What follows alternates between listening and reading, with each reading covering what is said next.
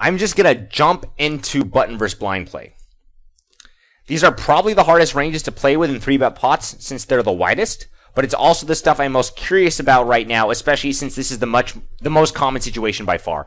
It folds around to the button opens, and then one of the blinds 3-bets. This situation's, I wouldn't be surprised if this situation is more important than all the other situations combined for 3-bet pots, because it occurs the most frequently by far, and since ranges are wide, it's the easiest to make a mistake. It's not that hard to play when you open under the gun and one of the blinds 3-bets you. You pretty much call with a bunch of awesome pairs and a bunch of like ace-king, a little bit of other stuff, but for the most part, your calling range is super, super strong, so it's not really that hard to figure out what to do. It probably wouldn't make that interesting of a series, so we're just going to jump into the hard one for this. Yeah, so this is why I wanted to work at it. I'm curious to see what mistakes I'm making and I want to apply some theory to trickier spots. So, I will talk theory during this video. Unfortunately, my 3-bet pot series from a few years ago I think is one of my weaker series. You don't need to watch this for that video, and I would not recommend you watch it to begin with. I think new videos are a lot better. That's probably the next series I need to remake, so if you really want to watch it, you can, but I don't really think it's necessary. The new theory videos are just much better. I'll talk about ranges and frequencies while I generate flops, so you don't need anything else for this video. So again, I know most people that are watching this probably don't have, ratios and frequencies memorized for how much you need to defend, how much you need to bluff raise for every value raise. We'll talk about it. It's not a big deal. I'll just throw it in during the randomly generated flops. And then, not trying to plug my book here, but if you want this stuff in more detail, it will be in my book when it comes out. So it's not that critical that I make, a theory series right now, because before that even happens, you're going to have the book, which will have this stuff in a lot more detail.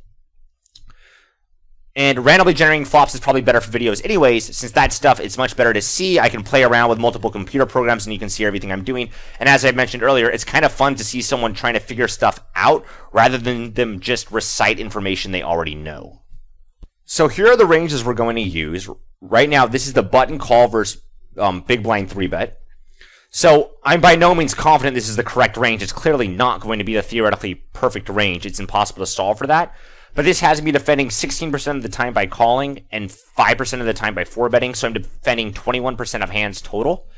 Make sure you understand that if you're opening the button more than 45% of the time, this might be too tight of a defending range. Even when I look at it right now, it seems like it's a very loosely calling defending range. I don't really have any problems with it, but when I was playing and I didn't understand this stuff nearly as well, I remember just calling way tighter against most people, partly exploitatively and partly just because I wasn't as good. But this seems probably pretty reasonable. You might need to defend a little bit more aggressive, but it's probably not overly tight if you're opening the button like, in the 40-some% of the time. And this is the big blind 3-betting range against that cold calling range, something like this. Again, if you're calling with some of these hands, you're going to need to 3-bet other hands. So, for example, if you want to call with some of the suited kings and suited queens, that's totally fine. You just have to 3-bet something else.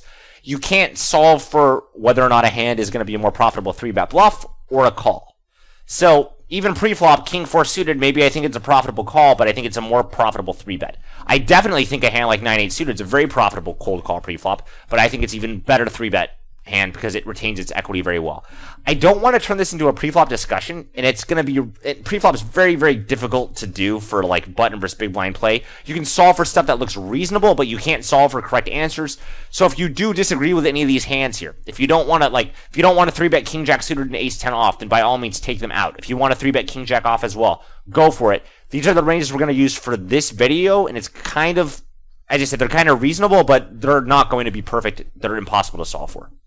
So the only thing I would be anal about regarding these ranges is you want to make sure you don't have the idea that you can be much tighter than these ranges. If you're 3-betting significantly tighter than this 3-betting range, and I know it's approaching 17%, you might find the buttons getting the C flops very, very cheaply, unless you're 3-betting like crazy from the small blind.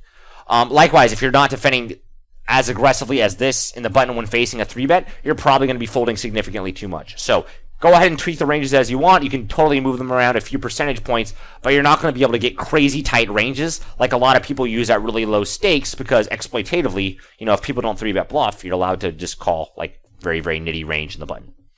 All right, so let's jump in. All right, so there's our first flop. And since, as I already mentioned, I'm less confident in 3-bet pots than I am in raised pots, I'm going to mostly look at how should I defend against a C-bet from the button. That's what I mostly care about today, and as I get better at defending against C-bets in the button, then I'll be able to start figuring out what the out-of-position player should do. So this is the easiest starting point. Since I'm not already really good at defending against bets in position, I sort of want to start here and get better at it. When I talk about raise pots, I'm already very, very comfortable with it, so I can immediately go from out of position to in position like it's not a big deal. Probably not going to be able to do that as well here.